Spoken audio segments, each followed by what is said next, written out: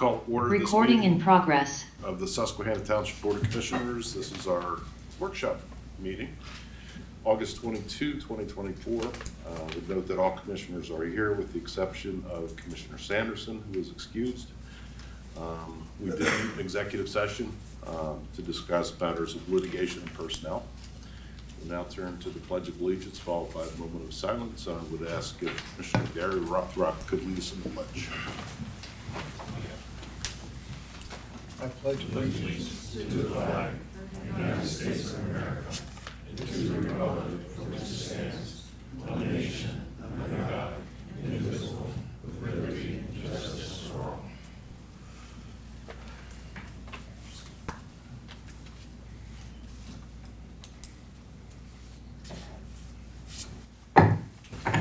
Great, thank you. Great job, Gary. Thank you. You knew the words. I remembered all the words. And welcome, everybody. We'll start with petitions, complaints, suggestions from citizens. Does anybody wish to address the board tonight?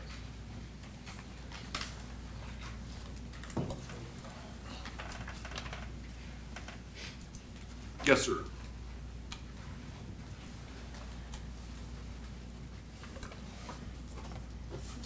And in the presentations, we just ask that you try to give us your name and address and just try to limit your comments to 3 minutes in the interest of time. All right. Good evening, board. Good evening. I am Trent Roach, resident of 2412 Clayton Avenue, zip code 17109, 3rd Ward. My wife and I have resided in Susquehanna Township, Edgemont community since 1987. As you are aware, Edgemont is a historic segment of the 3rd Ward, and it's approximately 1,147 people. The unique characteristics that brought us to Edgemont are the same characteristics that allowed us to raise a family, invest in our home, and enjoy the fellowship of our neighborhood. Today, we found ourselves in a very disturbing situation.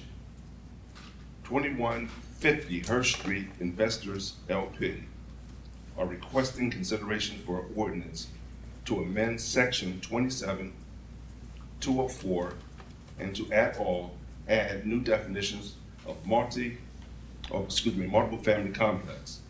They are proposing the development of a multi-family complex to be located at Hurst Street and Edgemont Road.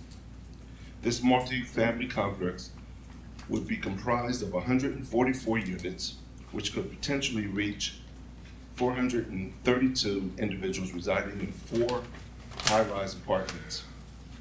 Mathematically, the proposed growth rate would represent 1/3 of Edgemont's population crammed on 5.87 acres of land.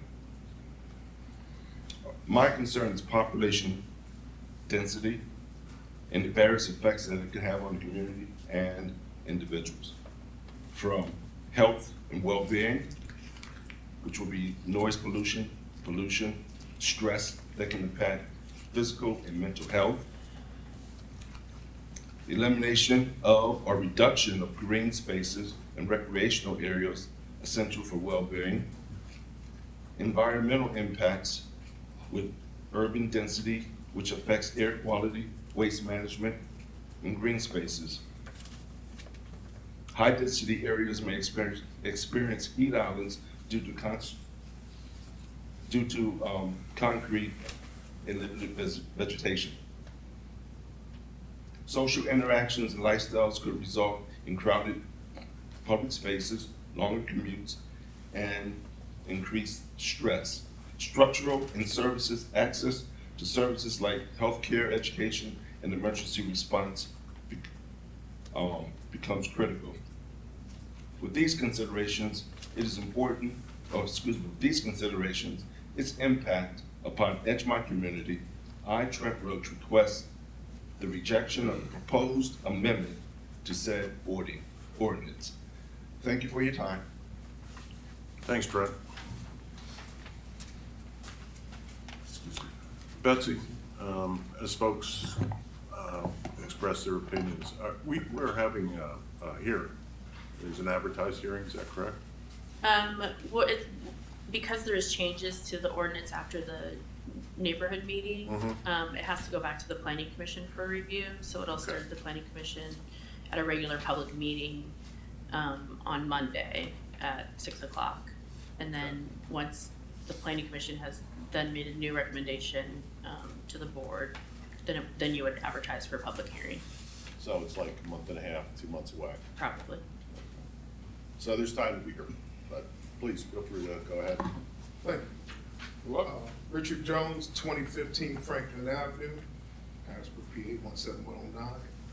My concern is the stormwater and infrastructure impact on the low density multifamily complex project for affordable housing value. Susquehanna Township, along with other Pennsylvania cities, including Harrisburg, Lancaster, Scranton, and Pittsburgh, the Edgemont residents are already affected with outdated sewer systems and stronger storms fueled by climate change. In most cities, there is a combined sewer system and wastewater system. The concerns that will it impact the community to upgrade their personal property under the current zoning ordinance of the 90 apartments units that can be built. The concerns is the water authority, do they have an impact analysis for the Edgemont residents, the type of stormwater system or wastewater system to be installed. The combined water systems or a separate stormwater system to be installed. And does the water authority review the wastewater and stormwater system management and maintenance plan with the Edgemont community residents? And will the Greenbelt be affected with this infrastructure change? Thank you for your time. All right, thank you. Anybody else wish to address the board tonight?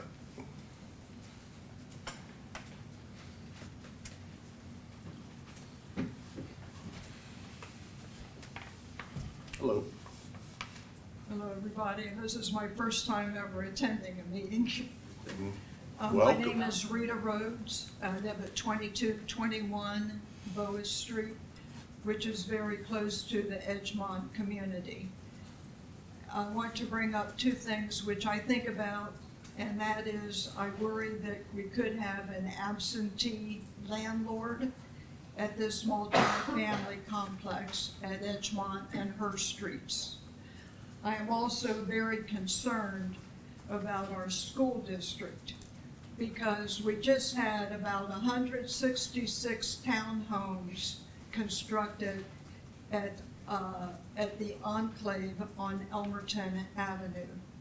And we are also having the Susquehanna Union Green at Linglestown and Progress. All of these children attend Susquehanna Township schools or private schools. And therefore, I think that before we say yes, we should think of our schools and whether or not it will have an absentee landlord. Thank you.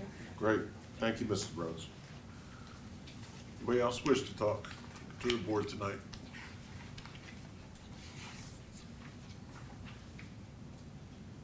Okay, hearing none, moving on to the agenda.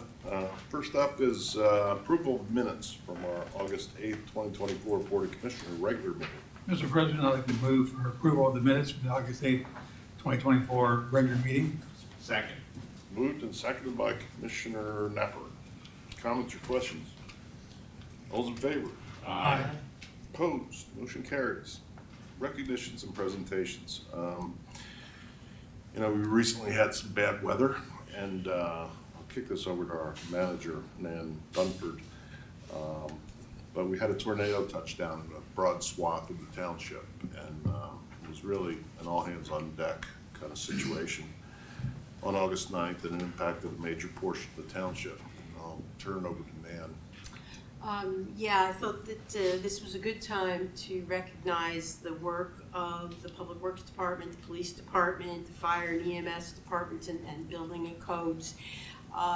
It was a tornado which Nate can describe a little bit for you, but the most inspiring time I've found in my years of work as a manager is during an emergency. I was not part of this one, but the tornado did a lot of damage, and our personnel came together and of course brilliantly put together a plan and executed it to address the aftermath of the storm. And I really mean it by saying that I'm inspired at those times, because we may day to day work together, maybe we even have conflicts, but when there's an emergency, everybody gets together, and it's amazing to see. So this is also an opportunity to hear from Nate and hear what the status of the cleanup is.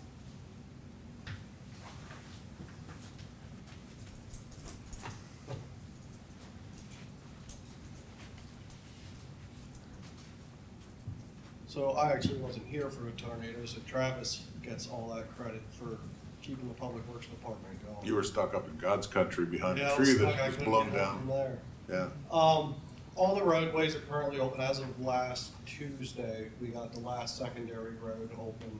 A lot of issues we had, obviously, were PP&L's wires were still in the trees, and we couldn't remove trees until the safety. I mean, from what I hear, I mean, I was only here for the aftermath cleanup portion of it. I mean, everybody did a phenomenal job between the police, fire, public works departments. Currently, everything that's our responsibility as far as cleaning up has been cleaned up. I mean, there's gonna be a lot of work that a lot of homeowners are gonna have to do to get their properties back to where they need to be, and I'm sure that's gonna take time with insurance and stuff like that. But everything is currently open. All the parks were cleaned up at the end of last week, so we're ready to go. So Nate, how many employees and volunteers were involved in response? Do you know? If you don't know, that's I'd fine. have to look at the time sheets to see if anyone was currently off that day, but I believe, I'm gonna say probably about 13 of them, because we had a couple people off on vacation, Okay. including Travis. Things are tight. And, obviously, the police were involved as the first responders. Anything you'd like to add, Chief? Or George?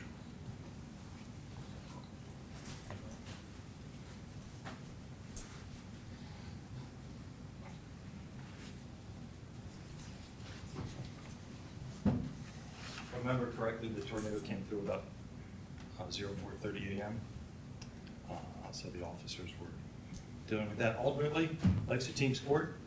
The officers, fire personnel, and EMS, highway, in every crisis, there's an opportunity. And this opportunity was teamwork. Thank you. Anything you'd like to add, George? No, sir. You're good? Good. All right, well, please pass along that we truly appreciate it. And when we do get together with employees in person, we'll certainly pass along that message. You just can't thank them enough, when it comes to a dangerous situation like that. The unknown is lurking at your door, literally. It's quite a comfort to know that we have a professional crew like we do in Susquehanna Township. So thank you, and please pass along our thanks to all your crews. Anything else, Dan, on that? Okay. Moving along in the agenda, traffic studies. We have none listed, but does anybody wish to discuss any needs out there? All right. Ordinances, resolutions, et cetera. Resolution 24R22, and this is a resolution that would adopt an amendment to the Susquehanna Township Personnel Policy Manual. Dan? Yes, when I first came to the township, there was a lot of discussion about working together, and as a result, we put together a statement of core values and how employees need to work within such a statement to show mutual respect for each other. And the department heads liked it very much, and the board liked it very much, so we're putting it forward as an amendment to our employee handbook. Okay. So moved. Second. Moved by Commissioner Polono, seconded by Commissioner Hesserell. Any comments or questions? It is an important document, and every new employee gets it, and will be updated and given to current employees Yes. as well? Okay, great. Thank you very much. Any commissioners have anything they'd like to say on this? All right, hearing none. All those in favor? Aye. Opposed? Motion carries. Next up is an authorization for advertisement of a public hearing on the draft stormwater ordinance. Thank you, President Lynch. Provided with the agenda is the draft stormwater ordinance, which is required to be updated to satisfy the NPDES MS4 permit requirements. This evening, the board is asked to schedule a public hearing on the ordinance for September 12th, 2024. And this is, the changes to the ordinance are based off of Model DE 2022 model ordinance that we're required to follow for our permit. All right, is there a motion? So moved. I'll second. Engel and Israel. Yeah. Motion. Any discussion? All those in favor? Aye. Opposed? Motion carries. And that will be advertised on the website along with the document itself? Yes, I will. Okay, great, thank you. Next up is Susquehanna Union Green Phase 4. Hi there. Ms. Logan? Thank you. Provided with the agenda is a copy of the final land development plan submitted for the Susquehanna Union Green Phase 4 area. The purpose of this plan is to construct 5 apartment buildings for a total of 156 units, along with the related site and access improvements. Previously, the regulating plan for the Susquehanna Union Green depicted a large age-restricted multifamily structure. However, due to the change in market conditions, the developer is proposing to construct non-age restricted apartments similar to the previously approved and constructed Phase 2E. This project is located in the traditional neighborhood development 1 zoning district and is in the 9th ward. No waivers or modifications were requested as part of this plan. At the meeting on July 22nd, the Planning Commission recommended approval of the plan subject to the following conditions. All outstanding comments from the Township staff memo dated 8/13/24, the Township engineers memo dated 8/15/24, and the Township Sewer Authority's engineers memo dated 8/13/24 are addressed. That financial security for the timely, proper, and complete construction of all applicable improvements, including but not limited to paving, sidewalks, landscaping, stormwater management facilities, erosion and sediment control are all provided before recording of the plan. Executed easements for all stormwater management facilities are provided, as well as a copy of the NPDES permit, renewed NPDES permit, and that no permits will be released until the design review committee has verified that the plans meet the design guidelines, and that all fees from TCA's review are required to be paid by the applicant. Okay. Mr. President, Yes, sir. I would like to move that the final land development plan for this phase, subject to conditions, be approved. Moved by Commissioner Rothrock, seconded by Commissioner Colonna. Any comments? I have a couple. Go for it. In the third staff report, final land development plan, this informational, in the project summary, identifies this as the 3rd ward. I don't believe that's correct. Is that? It's the ninth. It is the 9th, that was incorrect. It was fixed on the agenda, but not in the staff report. Oh, okay. I had seen something about that, but it was still 3rd, and I was wanting to clarify that. Yeah. The second thing is, in relation to this multifamily issue on Her Street and Edgemont, my understanding was that those types of units already permissible under the mixed use zoning, but this is traditional neighborhood development, and I'm a little bit unclear what that means. I mean, to me, Edgemont would be a traditional neighborhood development, and this is 156 units, even more than what. If you could educate me a little bit in terms of, what's permitted already, and how this affects like a residential area like Edgemont. Sure. Each area is zoned differently. About 8 years ago, we adopted the traditional neighborhood development district 1 for Susquehanna Union Green specifically because it's a large planned development that has mixes of uses, although they're separated out. There's not like commercial on the bottom and apartments on top or anything like that. But it's commercial, residential, office uses that are available. So it's a complete separate district by itself. Traditional neighborhood development is considered a kind of planning term for kind of going back to those older communities like Edgemont, using, you know, front porches and having them closer to the street and just getting that like neighborhood feel that kind of went missing as suburbs were developed. So that's why it's just a completely different zoning district. Mixed use one, while the uses are very similar, both allow apartments in them for the zoning district, but they might have a different density requirement and kind of standards. Which they do now with the mixed use. Yeah, I mean, mixed use one and traditional neighborhood development zoning district are different from each other. Okay. So And while this- the use might be similar, they're still zoned on the map differently. Okay, so this traditional neighborhood development was developed specifically for Susquehanna and Union Green. Union Green and not other residential areas. It just really wanted, you know, traditional neighborhood just sounded like, Yeah, it's kind of a planning term. yeah, and this happened before I became a commissioner, so I just wanted to get that clarification that it didn't apply to other residential areas because that's a fairly large, but again, like you said, that's a specific area that was intended to include these types of apartments, so, okay, thank you. You're welcome. Just a quick question for Mr. Barkan. Have you approached the school district with the number of apartments that we're going to receive at this land?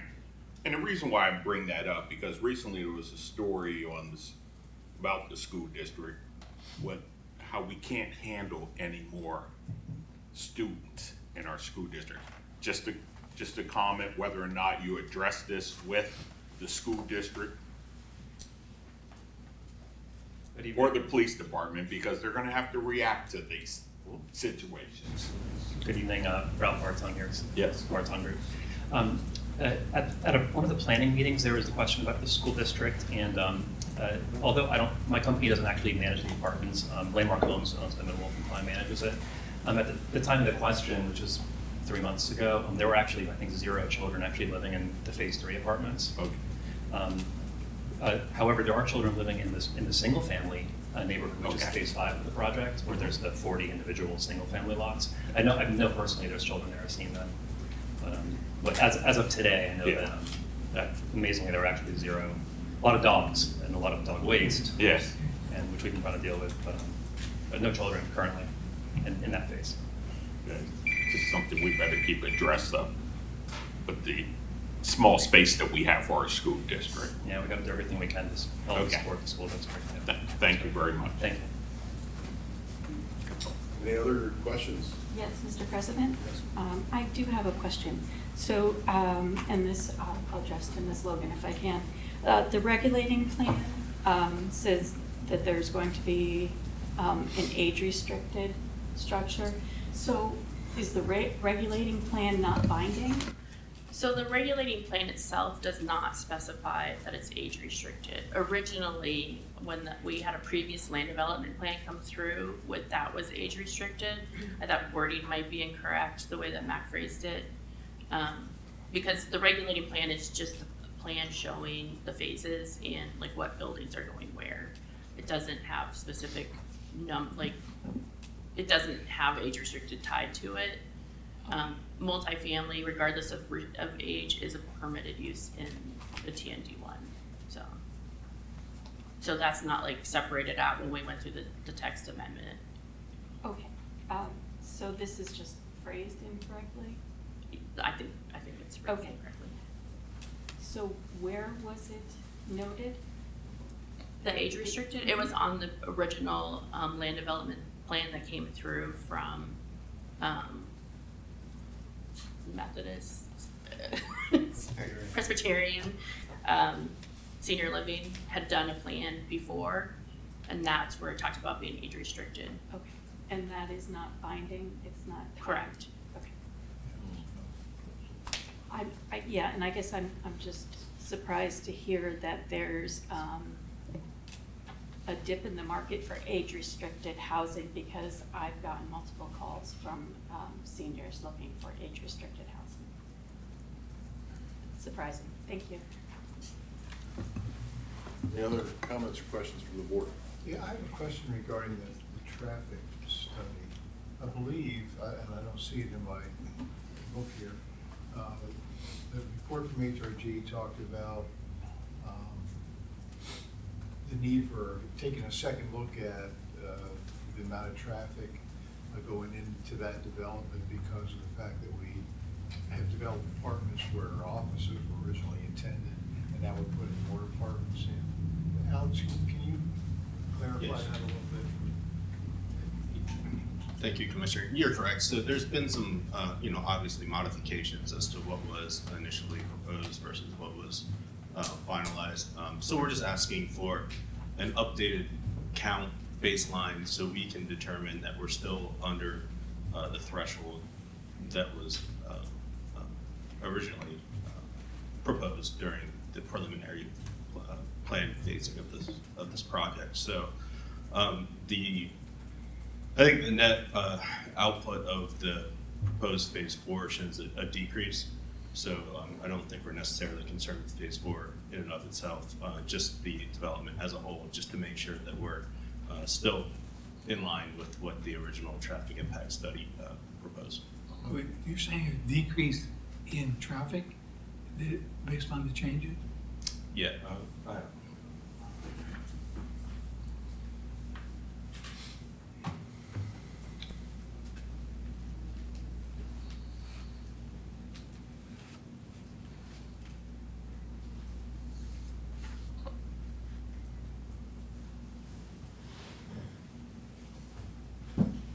Yeah, the decrease I believe was for 3A and 3B. So phase 4, I think did show a mild increase, but it's both the uses of the same multifamily. So there's not a huge increase with the going from the age restriction to the non-age restricted use.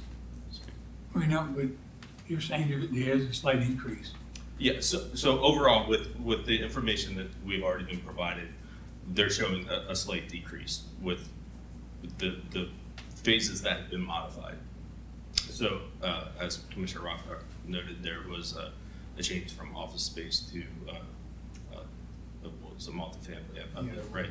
So, with the information that they provided on us with the phases that have been modified, they're still showing a net deduction.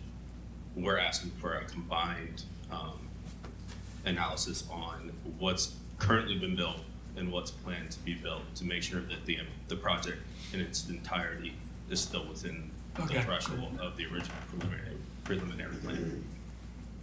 And is that a condition? It is a condition. One of the conditions that we're approving this Right. subject to? So it would more heavily impact, I guess, future phases to see if any additional control or restriction would be necessary for future build out or considerations during future build out of the whole SUD plan. So.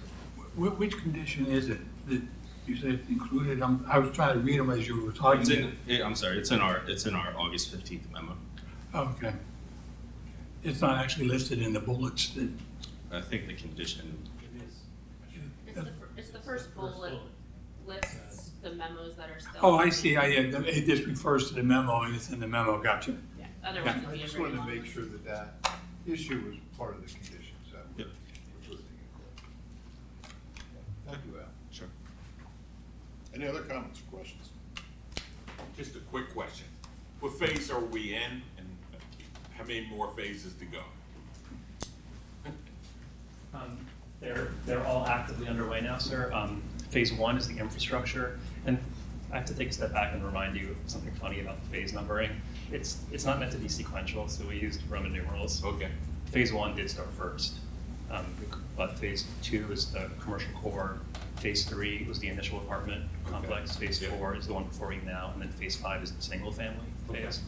So that's all. Within the phases, there would be a subcomponent. So, for example, phase 2, the commercial core, has phase 2A and 2B, and so on. Okay.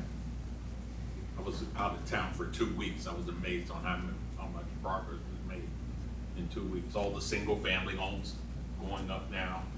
That's a credit to Landmark Homes. They're building just wonderful homes, and it's not just the home that you see, but also the people living there. Something about the planning of the houses being close together attracts people who want to be part of a tight-knit community.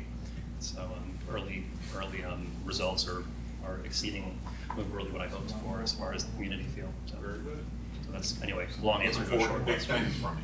Thank you, sir. We're still working hard and appreciate all the support and all the constructive criticism always. I always say this, and it's really true, that every time we submit another final plan phase by phase, we get a lot of criticism, and it's always constructive and it's always received constructively, starting with the planning commission members and the staff and the consultants used. And every iteration of the plan that's revised just gets better and better. So, and that's thanks to everybody's efforts that go into it. So thank you to everybody. Thank you. What phase of the project will we see the community room and the ice skating rink? The community room is part of phase 4. There's a community building that is being built as part of this current plan. Okay.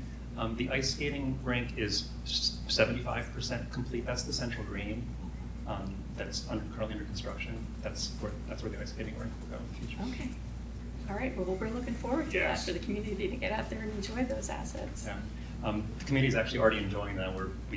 The deer are enjoying it, and also people with pets. So people have started enjoying it already. Actually, we're playing a little bit of catch up too, and trying to keep the trees alive. We had a bad year for really bad, harsh summer for all the plantings. Not even the ones this year, but the plantings from last year and the year before. Really struggling to stay alive. So putting And who extra will effort into that. folks be able to reach out to? Who's going to be managing the community room? Because you know we lost our community room access at Giant, so we are really in need of a facility in the township.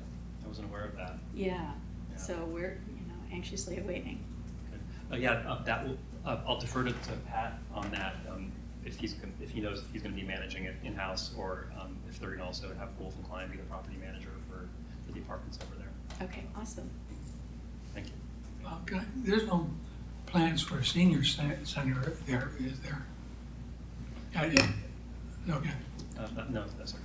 I believe it's a community room and a swimming pool. I believe are the community facilities that are in phase 4.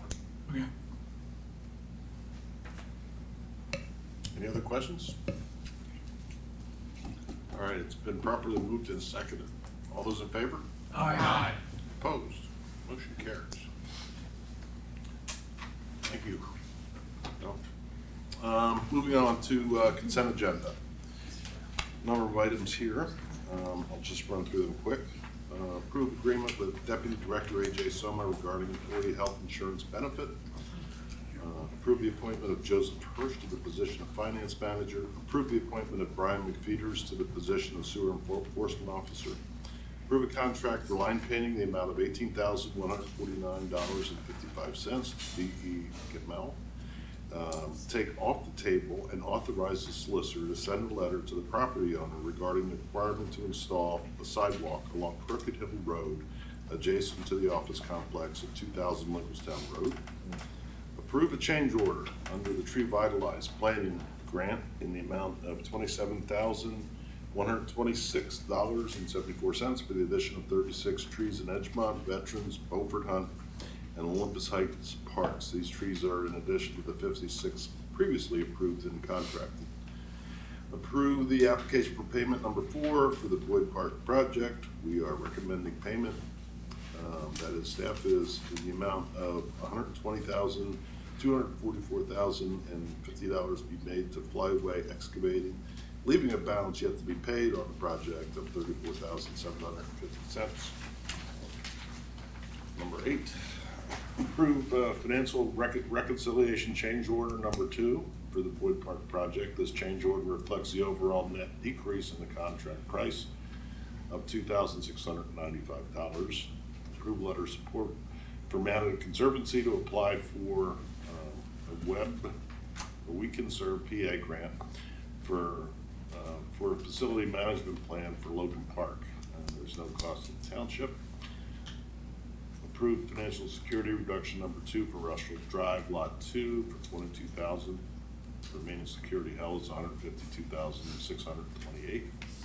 Approve financial security reduction number 3 for Straightwood Farms Phase 2 for $20,878. Remaining security held is $241,209. Mr. President, I'll move for approval of the consent agenda. Second. It's been moved and seconded, Commissioners Cicero and Napper. As always, consent agenda is just that, lump them all together. But if anybody has questions on any of the elements of the consent agenda, feel free to ask. Yes, Mr. President, I have a question regarding the Boyd Park project payment. Well, first of all, I'd like to point out that we rarely see a contract change order for a decrease in contract amount. So congratulations, however, that happened. But in my packet, there were 2 different payment applications. One kept what's said here, it keeps the retainage of $34,700, and then there was a second one that was holding back $9,000 and something. I just want to make sure which one we're voting for. Yeah, there's actually they look very similar. Are you looking at the spreadsheet that has the blue, like a blue? Yeah, there was one. Right. So one goes with the change order, and one goes with the application for payment. The change order reflects the actual quantities installed versus what was bid, as well as the additions for the additional funding for some additional work. So the overall contract price is $347 $347 and $5. $5, correct. So that's a decrease from $349,700. So the overall decrease in contract price was $2,695. So but what we're voting on is a payment that's going to withhold the $37,000 retainage at this time. Is that correct? Correct.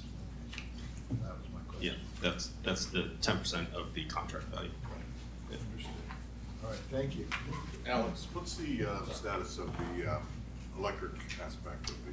Yeah, so we gave preliminary plans to Doug for review and comment. Doug gave us comments. We've revised the plans. We're coordinating PP&L to get the power run to the site. So obviously, PP&L is working in a bit of a lag situation. So we're still in efforts to get that. It looks like the power is going to be brought from the Margaret's Grove area across the Margaret Grove Park, hopefully within the township right away, in a box be placed at what would be the northwest corner of the park to service the park. So we're in the PP&L coordination phase right now. All right. Do you have a rough timeline? The goal is this year to get it in the ground. So it involves the front pavilion. Does it involve the octagon? Yes. So the front pavilion and octagon will be lit and have utility outlets, and then there'll be some low-level bollard lighting in the parking area, just to illuminate the area enough that the police can see into it without broadcasting light into the surrounding areas. Okay. Anybody else have any questions? We'll move along. All right, it's been moved and seconded. All in favor? Aye. Opposed? Motion carries. Thank you. Commissioner comments. Who wishes to comment? Carl? No comment. No comment. Anybody else? No? Move to adjourn. Second. Commissioner Buddy. It's been moved and seconded. All those in favor? Aye. Opposed? Motion carries. We are out of here.